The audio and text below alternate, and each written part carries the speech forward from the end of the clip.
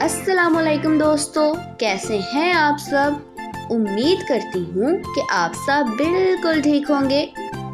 تو پیارے دوستو، آئیں مجھ سے ملیں۔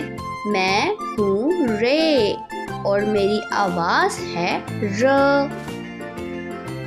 میں حروف تہجی کا 15واں حرف ہوں۔ تو دوستو، آج ہم 5 مزیدار چیزیں سیکھیں گے۔ پہلی سائنس، دوسری ٹیکنالوجی، تیسری انجینئرنگ، چوتھی آرٹ اور 5ویں ریاضی۔ تو چلیے شروع کرتے ہیں۔ سائنس، ریل گاڑی اور کار میں موازنہ کریں۔